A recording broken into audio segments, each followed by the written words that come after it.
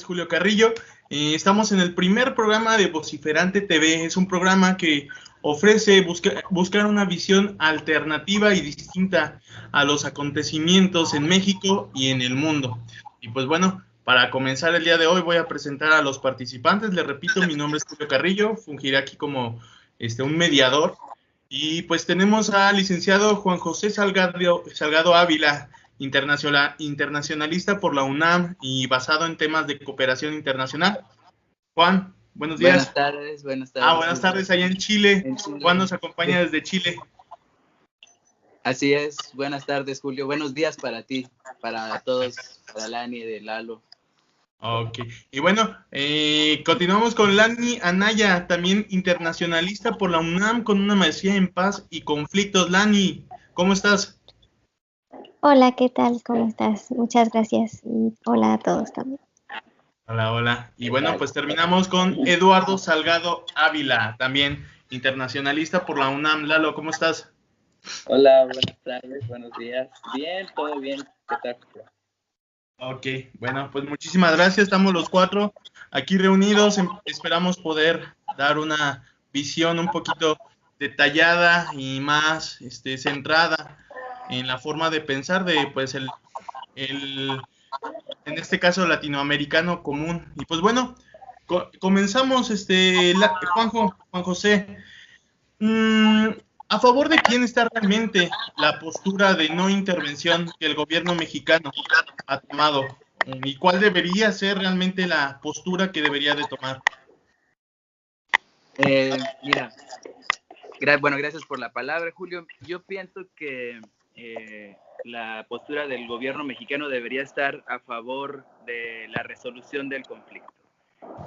No tendríamos y no tenemos por qué nosotros pues, decantarnos derechamente o abiertamente y mucho menos con fuerza hacia alguno de los dos bandos, ¿no? Me parece que la postura que está tomando la Cancillería mexicana es y nos posiciona en un lugar desde el cual podemos ser o ejercer un papel de mediadores. Nos posiciona en un lugar en el ámbito internacional, en el conflicto, que nos permitiría en un futuro cercano hacer o encontrar mecanismos que favorezcan las negociaciones entre las partes y encontrar una vía política y pacífica para solucionar la controversia, ¿no? que es lo que se necesita.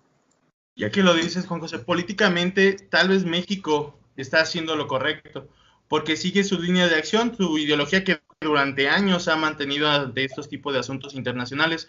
Pero, Lani, social y humanitariamente, ¿qué es lo que debería de hacer como país, México?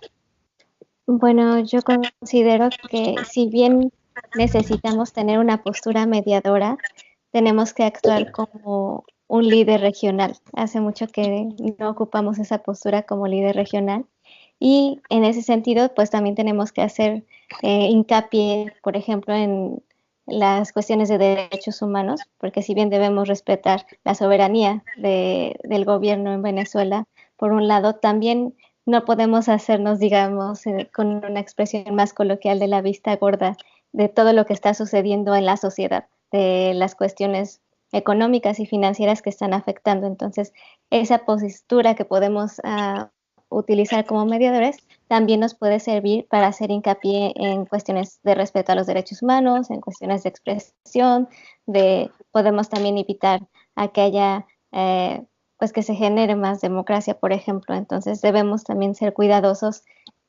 no solamente dejarnos como mediadores no tan cercanos, pero al mismo tiempo optar por estas posturas que ayuden a que se respete a la sociedad.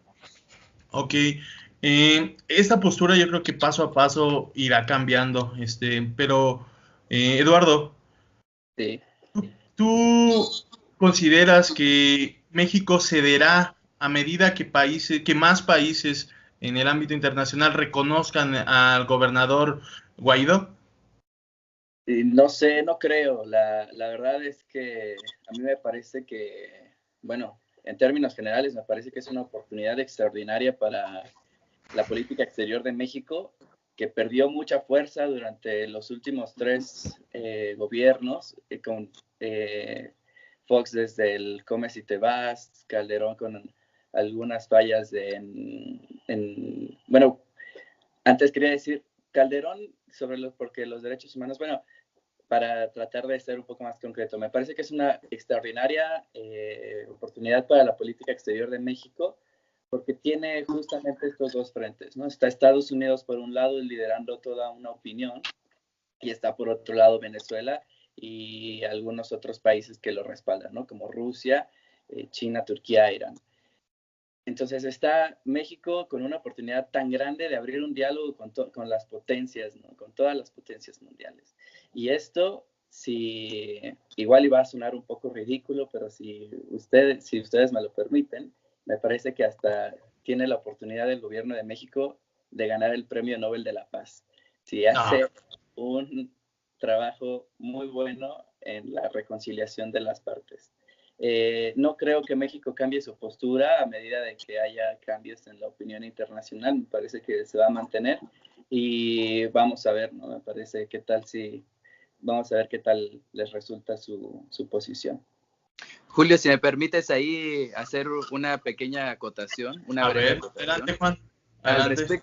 Al respecto del reconocimiento de Guaidó como presidente, me parece que nosotros tenemos que ser muy claros como con la opinión pública y la gente que nos verá o verá este programa. En Venezuela desde mi punto de vista, es muy arriesgado y decir, y hasta engañoso decir que en Venezuela en este momento hay 2 presidentes. En Venezuela no hay 2 presidentes, el único presidente reconocido como constitucional es Nicolás Maduro, ¿no?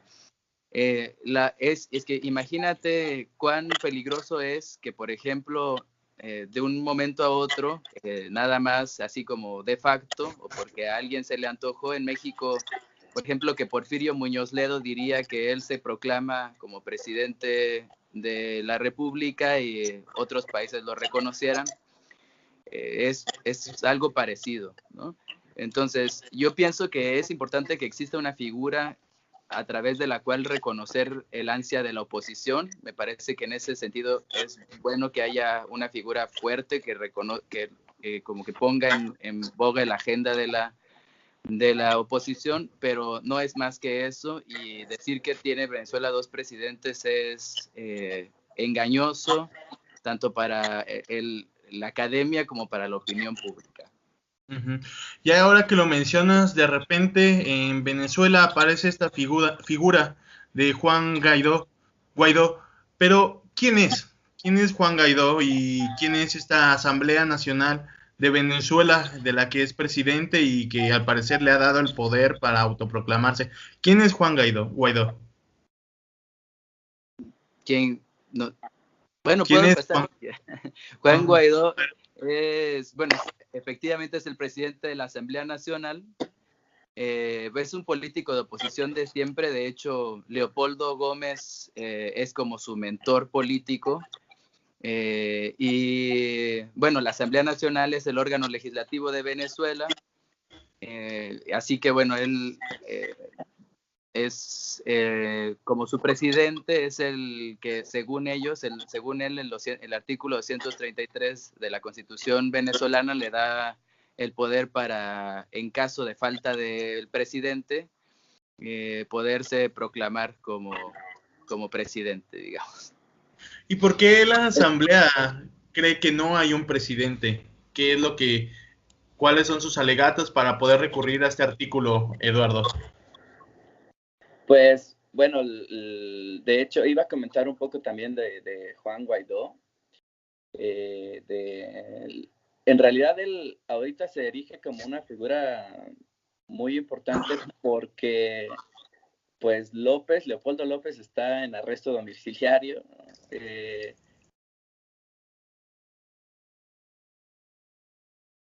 En el Partido de Voluntad Popular, está exiliado en Estados Unidos, y otra persona que estaba antes también en una escala tal vez vertical en el Partido de Voluntad Popular era Freddy Guevara, pero Freddy Guevara está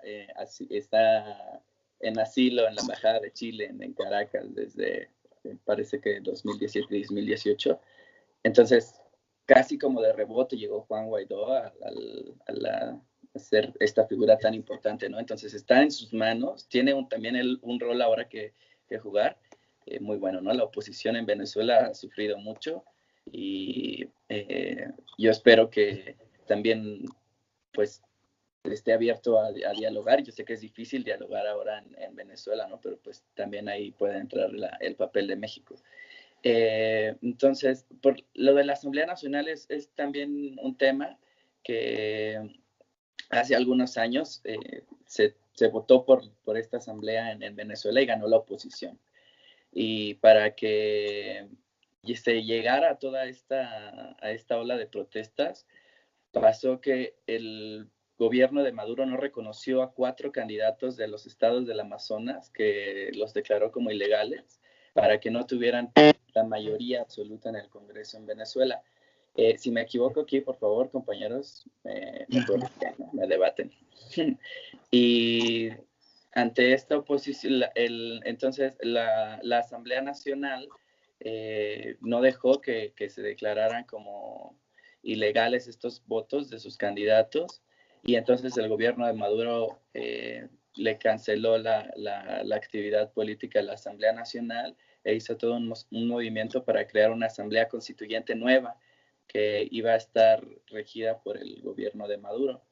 Y fue ahí que empezaron pues se agravaron aún más las protestas, ¿no? Porque el gobierno de Maduro no permitió que la Asamblea Nacional entrara en funciones. Ok, muy bien. Entonces tenemos todo este movimiento por parte de la... Perdón, Ani, ¿querías agregar algo?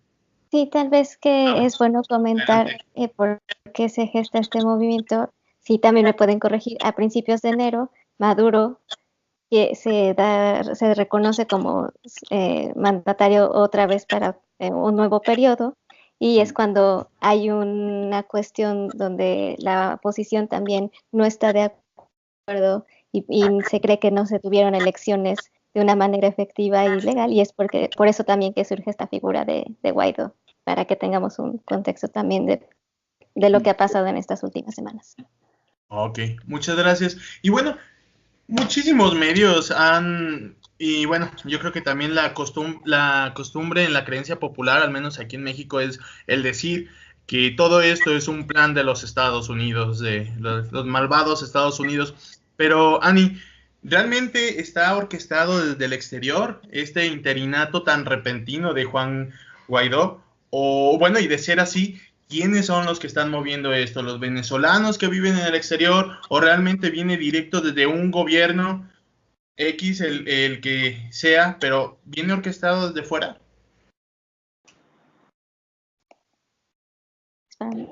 Yo creo que eso no lo podemos decir a ciencia cierta. Sí tenemos que considerar que hay bastantes extranjeros, bastantes asilados en otros países. Sin embargo, también ha sido un movimiento que surge de la misma población. Creo que no es del mismo modo, pero sí podemos darle algunas similitudes con lo que pasó hace algunos años con la primavera árabe, cuando algunos líderes de la sociedad surgen. Sin embargo, bueno, el asumir también que otros países están orquestando esto puede también resultar en lo que se conoce como una guerra proxy, ¿no? Entonces, sí se tiene que tener mucho cuidado en cómo se dice, sí puede ser que tenga una influencia de algunos países, pero no, también es un movimiento que la misma sociedad ha estado buscando desde hace tiempo, y por lo mismo hay varios factores que vienen en juego, no solamente es la parte de la sociedad, la oposición, sino ahora, por ejemplo, con el reconocimiento, el que le hubieran dado un reconocimiento a ciertos países, pues también hace que entren en el juego, como Estados Unidos y algunos países de Europa. Uh-huh. Bueno, ¿querías agregar algo? Sí, por favor. Yo quiero hacer solo Adelante, Juan. Bueno, antes de hacerla, quiero solo decir que yo, bueno, en lo personal, y creo que hablo por todos, yo creo que lo que buscamos es que se resuelva el conflicto en Venezuela lo más pronto y lo más pacíficamente posible. Yo estoy seguro, o sea, Venezuela está pasando por una crisis económica muy brutal desde hace tiempo y eso ha generado que se produzcan otras crisis, crisis humanitaria, bueno, la crisis política ahora mismo la estamos comentando, entre otras cosas, ¿no? Yo pienso que el gobierno de Maduro, la continuidad de Maduro está, o sea, no podría seguir Maduro. Yo creo que esa tendría que ser la salida, ¿no? Que se negocie una transición pacífica y democrática hacia otra cosa, un nuevo modelo, un nuevo sistema, etcétera, ¿no? Y habiendo dicho esto, yo sí creo que hay un esfuerzo injerencista por desestabilizar el gobierno desde hace mucho tiempo de algunas potencias occidentales y de bloques multilaterales regionales, ¿no? Como por ejemplo Estados Unidos, evidentemente está su postura como la ha planteado desde mi punto de vista, desestabiliza mucho la situación política actual en Venezuela, perdón. Y ellos, y de la mano de Estados Unidos, el Grupo de Lima, encabezado por Brasil, pero al que también responde Chile, Perú, Colombia, Argentina, ellos, entre otros países latinoamericanos, ellos hacen que se radicalice mucho más la de por sí ya radical situación en Venezuela. O sea, la polarización en el país en este momento yo creo que también tiene mucho que ver con la injerencia extranjera y como bien dice Lani, ya ahora lo que sucede en Venezuela también responde al juego geopolítico de los recursos, ¿no? Y veremos poco a poco cómo, volviendo a lo de México, la situación y la postura que ha planteado México nos da la oportunidad de fungir nosotros como ese país que, insisto, retome su liderazgo en América Latina y podamos crear un mecanismo para salir pacíficamente de esto, para que Venezuela salga pacíficamente de esto lo más pronto posible. Como lo dices. Perdón, Juan. Adelante. Perdona, solo quería preguntar que a mí hay dos cosas que me gustaría destacar de esta pregunta, que es la primera, que sí hay un movimiento en Venezuela por la situación en la que se encuentran, que sí hay, la gente está saliendo a protestar, que sí hay llamados a la población en general mundial, ¿no? A la sociedad internacional para que se haga algo por reconstruir la estructura venezolana, ¿no? Si hay algo desde adentro y justamente eso es lo que están aprovechando otros países para tratar de pronunciarse en favor o en contra de la situación del gobierno de Maduro.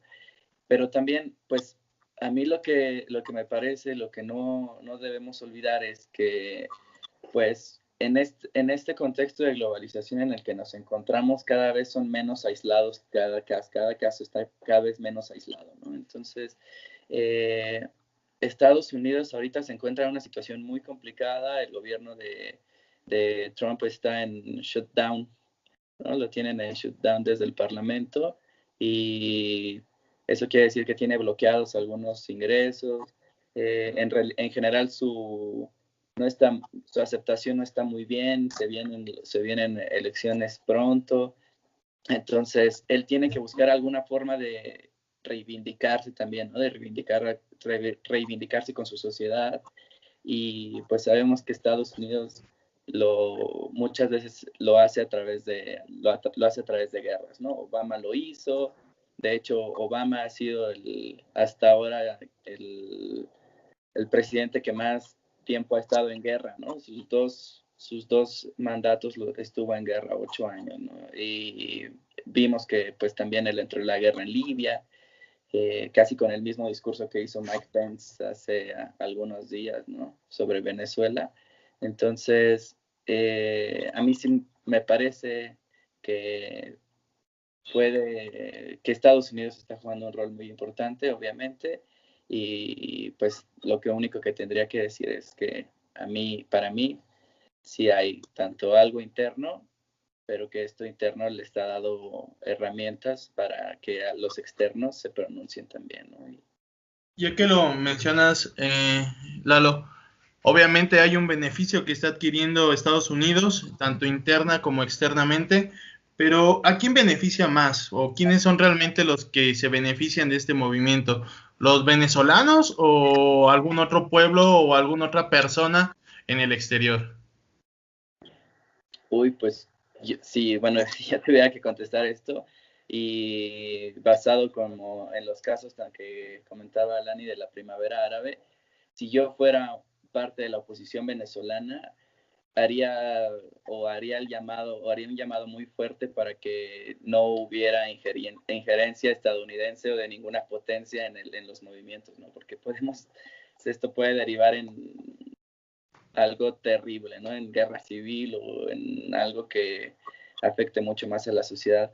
Entonces es difícil, y supongo que ellos están desesperados porque se haga algo, ¿no? La sociedad en Venezuela debe estar desesperada, pero pues ante esta situación a mí no me parece que deberían pedir que Estados Unidos o Brasil o Colombia o alguien interfiera en esto.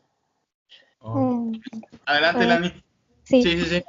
Justamente como lo comentaba Lalo, por ejemplo, a mí, bueno, ahora que nos pusimos a analizar este caso, pensaba mucho en las teorías de no violencia, por ejemplo. Entonces, los grupos, por ejemplo, cuando si una sociedad quiere un cambio social, político en el status quo, pues lo que necesita es no solamente el levantarse, sino normalmente es necesario que tenga élites políticas al lado de ellos, emprendedores, las fuerzas militares, ¿no? Los medios y algunos civiles. Y en este caso estamos viendo que, por ejemplo, Maduro, de algún lado, los militares ya se pronunciaron a favor de él. Entonces, eso puede ser aprovechado por otros países para interferir, pero si ellos interfieren, pues podemos llegar a una escala que va a ser muy fuerte, que va a traer crisis incluso de más movimientos migratorios. No solamente es la cuestión que se va a dar en el territorio, sino es algo que va a impactar regionalmente a América en sí.